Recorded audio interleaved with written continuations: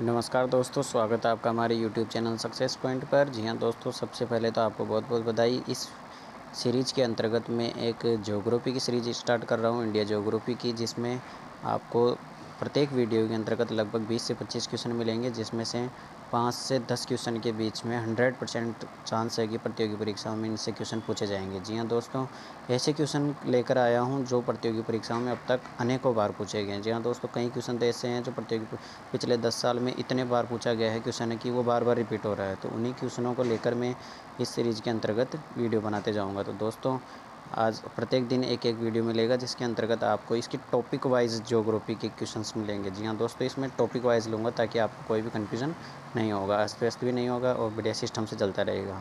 तो दोस्तों, इस सीरीज़ के अंतर्गत आपको प्रत्येक दिन एक एक वीडियो मिलता जाएगा, जिसके अंतर्गत 20 से 25 क्वेश्चन मिलेंगे और प्रत्येक क्वेश्चन को आप लिख भी सकते हो, नोट्स बना सकते हो, या फिर आप स्क्रीनशॉट करके भी रख सकते हो। जैसा आपको सुविधा बैठे आप वैसे कर लेना, ठीक है। तो चलो स्टार्ट करते हैं वीडियो को। इस सीरीज़ में आपको बहुत सारी वीडियो मिलेंगी देखने को। तो सबसे पहले वीडियो की शुरुआत करते हैं अपन। इसमें है भारत की स्थिति विस्तार से बनाया गया पहला वीडियो, ठीक है। तो इसमें आज 20 क्वेश्चन है और बहुत इंपॉर्टेंट क्वेश्चन है, कई बार रिपीट हो चुके हैं, ठीक है।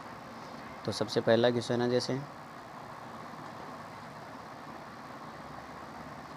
पहले क्वेश्चन की बात करें, प्राचीन भारतीय भौगोलिक मान्यता के अनुसार भारतवर्ष किस द्वीप का अंग था? यानी कि जो प्राचीन भारतीय भौगोलिक मान्यताएं हैं उसमें भारतवर्ष को किस द्वीप का अंग माना गया है कि इस द्वीप का अंग था पहले ये। तो इसके ऑप्शंस है पुष्कर द्वीप, जम्बू द्वीप, कांच द्वीप और पुंछ द्वीप। तो दोस्तों, इसका आंसर है जम्बू द्वीप। यानी कि जो प्राचीन मान्यताएं हैं भारत की, उसमें भारतवर्ष को किस द्वीप का अंग माना गया है? जम्बू द्वीप का अंग माना गया है। दोस्तों, ये भी क्वेश्चन लगभग 4 से 5 बार पिछले 2-3 सालों में ही रिपीट हो गया है ये क्वेश्चन, तो बार बार ये प्रतियोगी परीक्षाओं में पूछे जा रहे हैं। अगला क्वेश्चन है, सर्वप्रथम इंडिया शब्द का प्रयोग भारत के लिए किस भाषा में किया गया था? दोस्तों, इसमें ये क्वेश्चन बहुत बार आया है कि सर्वप्रथम जो इंडिया शब्द है भारत के लिए, वो किस भाषा में प्रयोग किया गया है? उर्दू भाषा में, ग्रीक भाषा में, फारसी भाषा में या अरबी भाषा में? तो दोस्तों, सर्वप्रथम इंडिया शब्द का प्रयोग भारत के लिए ग्रीक भाषा में प्रयोग किया गया था, ठीक है। आप इसको याद रखना, ये भी बहुत बार पूछा हुआ क्वेश्चन है, ठीक है। इसके बाद में भारत की मुख्य भूमि की दक्षिण सीमा है, यानी कि जो भारत, अब देखो भारत में से क्वेश्चन पूछते हैं, एक तो उत्तरी अक्षांश, दक्षिणी अक्षांश, पूर्वी देशांतर, दक्षिणी देशांतर, ये चारों ही विस्तार आपको याद कर लेना है। ये बहुत ही बार एग्जाम में पूछा, हर एग्जाम में लगभग एक ना एक तो इसका क्वेश्चन बनता है ये, ठीक है। तो ये है भारत की मुख्य भूमि की दक्षिणी सीमा, यानी कि अपने को उत्तरी अक्षांश बताना है इसका। तो दक्षिणतम पॉइंट है ना, वो कितने अक्षांश से गुजरता है इसका? तो इसका आंसर आएगा, देखो देखो ऑप्शन है इसके, 6 डिग्री 4 मिनट उत्तरी अक्षांश, 7 डिग्री 4 मिनट उत्तरी अक्षांश, 8 डिग्री 4 मिनट उत्तरी अक्षांश और 6 डिग्री 8 मिनट उत्तरी अक्षांश। तो दोस्तों, जो भारत की मुख्य भूमि की दक्षिणी सीमा है वो 8 डिग्री 4 मिनट उत्तरी अक्षांश, ठीक है। इसी प्रकार आपको दक्षिणी अक्षांश, पूर्वी देशांतर और पश्चिमी देशांतर ये सब याद कर लेना है, ठीक है। अगला क्वेश्चन है, भारतीय मानक समय आधारित है, यानी कि अब जैसे दोस्तों आप जानते हो कि एक अपने देशांतरी रेखा है जिसको भारत की मानक समय रेखा बताया गया है, जिसके अनुसार ही अपना जो भारत का समय है वो निर्धारित होता है, ठीक है। तो इसमें ये प्रश्न पूछ रहा है कि कौन सी देशांतरी रेखा को भारत की मानक समय रेखा कहा गया है, ठीक है। तो पहला ऑप्शन है 80 डिग्री पूर्वी देशांतर पर, 80 डिग्री पश्चिमी देशांतर पर, 82 डिग्री 30 मिनट पूर्वी देशांतर पर, 82 डिग्री 30 मिनट पश्चिमी देशांतर पर। तो दोस्तों, इसमें थोड़ा सा सतर्क रहना, क्योंकि इसमें 82 डिग्री 30 मिनट तो दे रखा है, लेकिन पूर्वी देशांतर और पश्चिमी देशांतर दोनों दे रखा है। तो आपको याद रखना है ये हमेशा 82 डिग्री 30 मिनट पूर्वी देशांतरीय है, यानी कि भारत की मानक समय आधारित रेखा है वो 82 डिग्री 30 मिनट पूर्वी देशांतर रेखा है, ठीक है। ये क्वेश्चन बहुत ही बार आया हुआ है एग्जाम, लगभग 10 से 12 बार ये एग्जाम में रिपीट हो चुका है, प्रत्येक परीक्षा में ये क्वेश्चन आता ही है।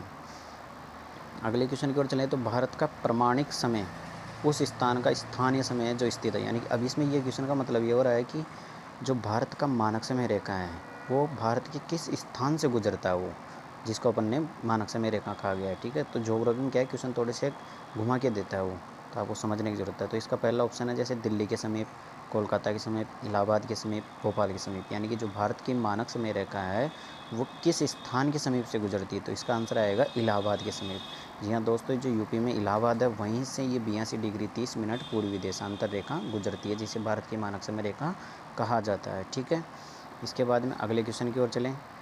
छठा क्वेश्चन है, इंडियन स्टैंडर्ड टाइम और ग्रीनविच मीन टाइम में कितना का अंतर है? तो सबसे पहले तो देखो, इंडियन स्टैंडर्ड टाइम क्या है, अभी मैंने बताया भारतीय मानक समय रेखा, जिसके अंतर्गत जिसके अनुसार अपने भारत का समय निर्धारित होता है, और एक है वर्ल्ड की समय रेखा जिसके अनुसार वर्ल्ड का समय निश्चित होता है, ग्रीनविच जिसको बोलते हैं ग्रीनविच रेखा, ठीक है। तो जो वर्ल्ड की जो देशांतरी रेखा है जिसके अनुसार समय निर्धारित होता है उसको तो बोलते हैं ग्रीनविच रेखा, और अपने के बोलते हैं भारतीय मानक समय रेखा। तो ये ऐसे पूछ रहा है कि जो भारतीय मानक समय रेखा है और ग्रीनविच रेखा है उन दोनों के बीच में कितने टाइम का अंतर है, उन दोनों के बीच में डिफरेंस कितना है। तो इसका पहला ऑप्शन है 5 घंटे 10 मिनट, 5 घंटे 20 मिनट, 5 घंटे 30 मिनट, 5 घंटे 40 मिनट। तो दोस्तों भारत में और विदेश में यानी कि वर्ल्ड में दोनों के मानक समय रेखाओं में जो देशांतरी अंतर है उसके अनुसार टाइम का जो डिफरेंस है वो है 5 घंटे 30 मिनट। जी हाँ दोस्तों, अपने समय में और दूसरे मतलब विदेशों के समय में 5 घंटे 30 मिनट का अंतर रहता है। ठीक है, ये क्वेश्चन भी बार बार आता है। ठीक है, इसके बाद में देखो भारत का दूर दक्षिणी भाग की भूमध्य रेखा से दूरी कितनी है। अब आप जानते हो भारत का जो दक्षिणतम भाग वो कौन सा है, कन्याकुमारी। तो दोस्तों जो इंदिरा पॉइंट बोलते हैं वैसे तो भारत का जो दूर दक्षिणी भाग है उसकी भूमध्य रेखा से दूरी कितनी है उसकी बतानी है अपने को। तो पहला ऑप्शन है 776 किलोमीटर, 867 किलोमीटर, 876 किलोमीटर और 916 किलोमीटर। तो दोस्तों इसका आंसर है 876 किलोमीटर, यानी कि जो भारत का दूर दक्षिणी भाग है उसकी भूमध्य रेखा से दूरी कितनी है, 876 किलोमीटर। ठीक है, इसके बाद में चलते हैं 8वें क्वेश्चन की ओर, भारत की स्थलीय सीमा की लंबाई। अब दोस्तों इसमें बहुत सारे क्वेश्चन बनते हैं। ये एक तो स्थलीय सीमा की लंबाई पूछता है, वो तटीय सीमा की लंबाई पूछता है, एक द्वीपों सहित पूछता है, यानी कि एक तो मुख्य भूमि है और एक अपने द्वीप है, तो इन सब के अलग अलग पूछता है। तो आपको इसको ध्यानपूर्वक पढ़ के आंसर देना है। तो सबसे पहला क्वेश्चन पूछ रहा है भारत की स्थलीय सीमा की लंबाई। तो दोस्तों ये क्वेश्चन ऐसे भी बन सकता है कि भारत की मुख्य स्थलीय सीमा की लंबाई कितनी है, क्योंकि भारत की केवल द्वीपों की नहीं पूछ रहा है, केवल भारत की स्थलीय सीमा की लंबाई कितनी है।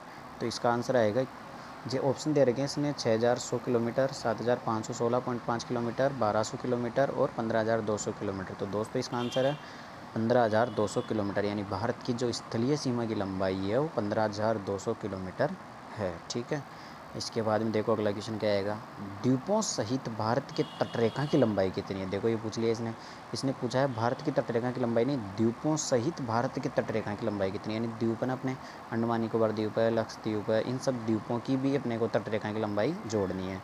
तो कुल मिला के तटरेखा की लंबाई कितनी है, तो 6100 किलोमीटर, 6200 किलोमीटर, 7516.5 किलोमीटर या 8000 किलोमीटर। तो इसका आंसर आएगा 7516.5 किलोमीटर। ठीक है दोस्तों, द्वीपों सहित भारत के तटरेखा की लंबाई कितनी है, 7516.5 किलोमीटर। आप इनको अलग अलग याद रखना क्योंकि ये बहुत कंफ्यूज करते हैं एग्जाम में।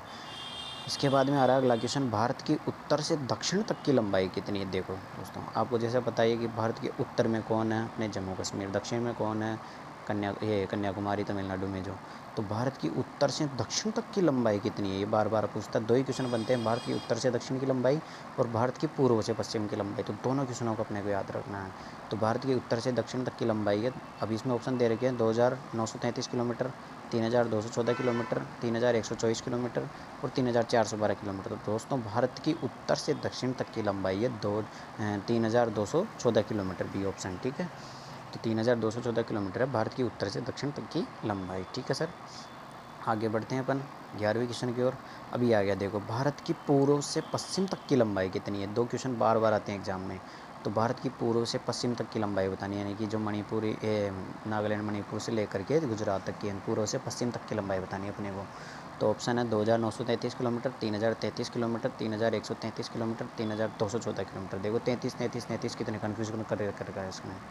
तो जो भारत की पूर्व से पश्चिम तक की लंबाई है वो है अपने कौन सी, 2933 किलोमीटर, ए ऑप्शन। ठीक है, भारत की पूर्व से पश्चिम तक की लंबाई कितनी होगी, 2933 किलोमीटर। ठीक है, अब आगे बढ़ते हैं अगले क्वेश्चन की ओर, भारत की तटरेखा की लंबाई कितनी। अब देखो सर, इसने ऐसे पूछ लिया सीधा सीधा भारत की तटरेखा की लंबाई, यानी कि द्वीपों सहित नहीं पूछा इसने। तो भारत की तटरेखा की लंबाई कितनी, यानी कि तटरेखा का मतलब ऐसे राज्य जिनकी सीमा है वो पानी से लगती है, ठीक है, उनको तटरेखा बोलते हैं। तो भारत की कुल तटरेखा की लंबाई कितनी है। ऑप्शन है 6100 किलोमीटर, 6200 किलोमीटर, 6175 किलोमीटर, 6500 किलोमीटर। तो इसका आंसर होगा 6100 किलोमीटर, यानी कि भारत की केवल और केवल तटरेखा की लंबाई कितनी है, 6100 किलोमीटर। इसके बाद में अगले क्वेश्चन की ओर बढ़ें, भारत का क्षेत्रफल विश्व के कुल भौगोलिक क्षेत्रफल का कितना % है। देखो भारत का क्षेत्रफल कितना है, 32,87,239 किलोमीटर वर्ग किलोमीटर। ठीक है, तो जो ये भारत का क्षेत्रफल है वो विश्व के कुल भौगोलिक क्षेत्रफल का कितना % है, ऐसे पूछ रहा है ये। तो ऑप्शन है 2.2%, 2.4%, 2.8%, 3.2%। तो दोस्तों जो भारत का क्षेत्रफल है विश्व के कुल भौगोलिक क्षेत्रफल का 2.4% है। ठीक है, बी ऑप्शन 2.4%। इसके बाद में ये क्वेश्चन बहुत बार आया है एग्ज़ाम में, सभी एग्ज़ाम में आता लगभग ये। इसके बाद में अगला क्वेश्चन है, भारत के कुल क्षेत्रफल का कितना प्रतिशत, यानी कि भारत का कुल क्षेत्रफल कितना भी बताया, 32,87,239 किलोमीटर वर्ग किलोमीटर, तो उसका कितना प्रतिशत भाग पर्वतीय क्षेत्र के अंतर्गत आता है, यानी कि जो पूरा 32 लाख वर्ग किलोमीटर जो क्षेत्र है अपना, उसका में से पर्वतीय भाग कितना है, उसका परसेंट बताना अपने को। तो पहला ऑप्शन है 10.7%, 18.6%, 27.7% और 43%। तो दोस्तों जो भारत के कुल क्षेत्रफल का पर्वतीय क्षेत्र है वो कितना प्रतिशत है, 10.7%, यानी कि जो पूरा क्षेत्रफल है उसके 10% क्षेत्र पर तो पर्वत अपने भारत में। ठीक है, इसके बाद में अगला क्वेश्चन पूछता है, संपूर्ण भारत के कितने प्रतिशत भूभाग पर पर्वत और पहाड़ियों का विस्तार पाया जाता है। ठीक है, अब इसमें पर्वत और पहाड़ियों का विस्तार पूछ रहा है। ठीक है, तो ये बताना अपने को भाई कुल जो भी भारत का भूभाग का क्षेत्रफल है उसमें से कितने प्रतिशत पर पर्वत और पहाड़ियों का विस्तार है। तो इसका आंसर है कितना, 29.3%। जी हाँ दोस्तों, इसमें कन्फ्यूजन मत हो जाना, इसमें पर्वत और पहाड़ियाँ दोनों शामिल कर रहा है। इसका देखो ऑप्शन इसमें ए दे रहेगा 10.7%, तो आप इसमें सतर्क रहना थोड़ा।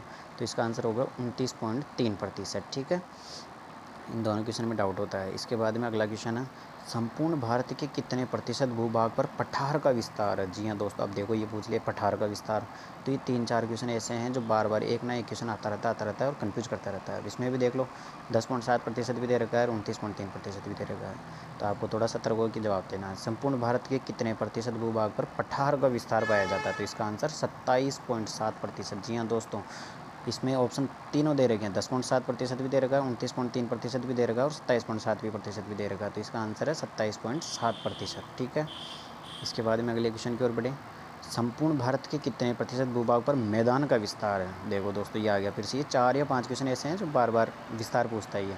तो मैदान का कितना विस्तार है, यानी कि पूरे क्षेत्रफल पर मैदान कितना परसेंट है। तो देखो ऑप्शन अब इसमें भी देख लो, 10.7% भी दे रखा है, 27.7% भी दे रखा है। तो दोस्तों इसमें जो मैदानी विस्तार है वो है 43%। सबसे ज़्यादा मैदानी भूभाग है अपने 43%, यानी कि लगभग देख लो 50% तो यही आ गया। ठीक है, तो संपूर्ण भारत के 43% भूभाग पर मैदान का विस्तार है अपने। ठीक है, तो अगला क्वेश्चन, ये तो विस्तार से रिलेटेड हो गए। अगला क्वेश्चन आएगा, भारत समुद्र तट से की पारदेशिक जल सीमा कितने समुद्री मील की दूरी तक है। तो ऐसे पूछ रहा है कि जो भारत की जो समुद्र तट है से जो पारदेशिक जल सीमा है वो कितने समुद्री मील की दूरी तक है, यानी समुद्री मील में बताना अपने को आंसर इनकी दूरी। तो 12 मील, 24 मील, 111 मील या 200 मील। तो दोस्तों इसका आंसर आएगा 12 मील। ठीक है, इसको भी याद रख लेना, ये पिछले 1-2 सालों में बहुत बार पूछा हुआ क्वेश्चन है। ये 12 मील, 24 मील, ये 2-3 क्वेश्चन है समुद्री मील के, वो बार बार कन्फ्यूज करते हैं। ठीक है, तो आप इनको सेपरेट करते रहना। उम्मीद करता हूँ कि आप लिख रहे होंगे, नोट्स बना रहे होंगे या फिर स्क्रीनशॉट लेते रहना, ताकि आपको ये बाद में भी याद रहे। अभी तो सुन लोगे लेकिन बाद में भूल जाते हो। इसके बाद में देखो, भारत का संलग्न क्षेत्र पारदेशिक जल सीमा के आगे कितने समुद्री मील की दूरी तक है। जो भारत का संलग्न क्षेत्र है जो पारदेशिक जल सीमा के आगे भी कितनी समुद्री मील दूरी तक है, यानी कि इनका एरिया होता है फिक्स, भाई इतनी दूरी तक इसका संलग्न क्षेत्र है, इतना यहाँ तक अपना अधिकार चलेगा, यहाँ तक अपन ये कर सकते हैं। समुद्र में भी एक अलग अलग दूरी तक अपनी अधिकार रहते हैं। तो इसका ऑप्शन देखो, 12 मील, 24 मील, 100 मील और 200 मील।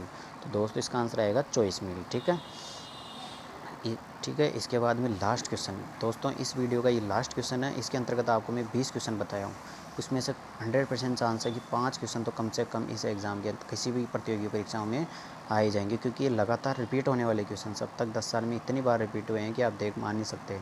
ठीक है, तो आप इनको ध्यान से पढ़ते जाना, नोट्स बनाते रहना, अलग अलग मैं इस सीरीज़ को आगे बढ़ाते जाऊँगा, आगे वीडियो आते रहेंगे। ठीक है, तो लास्ट क्वेश्चन देखो, भारत का एकांतिक आर्थिक क्षेत्र संलग्न क्षेत्र के आगे कितनी समुद्री मील दूरी तक है। अब देखो, एक आया था भी संलग्न क्षेत्र, उसके भी आगे एक एकांतिक आर्थिक क्षेत्र होता है, जहाँ तक अपन इकोनॉमिक यानी कि अपनी वहाँ से अपन इकोनॉमिक कर सकते हैं कुछ भी भारत के लिए। तो भारत का एकांतिक आर्थिक क्षेत्र है वो संलग्न क्षेत्र के आगे कितनी समुद्री मील दूरी तक है। तो इसका आंसर आएगा दोस्तों 200 मील तक, यानी कि देखो इसमें ऑप्शन दे रखा है 100 मील, 200 मील, 300 मील, 400 मील। तो अपन जो संलग्न क्षेत्र है उसके आगे भी 200 मील तक अपना एकांतिक आर्थिक क्षेत्र है। ठीक है, तो इस सीरीज़ के अंतर्गत इतना ही था दोस्तों, इसमें 20 क्वेश्चन बताएं आपको। इनको आशा करता हूँ कि आपने सबने लिख लिया होगा, नोट्स बना लिए होंगे, या फिर आप इनके स्क्रीनशॉट ले लेना, बाद में लिख लेना। ठीक है, अगर आपको वीडियो पसंद आया हो तो लाइक कर देना और चैनल को तो ज़रूर सब्सक्राइब कर लेना, क्योंकि जैसे वीडियो आएगा आपके पास नोटिफिकेशन पहुंच जाएगा दोस्तों। तो ज्योग्राफी इसमें टॉपिक वाइज में आपको पूरे क्वेश्चन करवा दूँगा। जो अब अभी तक जितने भी प्रतियोगी परीक्षाओं में बार बार मोस्ट इंपॉर्टेंट जो रिपीट हुए हैं उन क्वेश्चनों को मैं इस सीरीज के अंतर्गत शामिल करूँगा। तो दोस्तों ऐसे ही हमारे चैनल को देखते रहना, पसंद आए तो लाइक कर देना और सब्सक्राइब ज़रूर कर देना ताकि लेटेस्ट अपडेट आपको मिलते रहे। Thank you.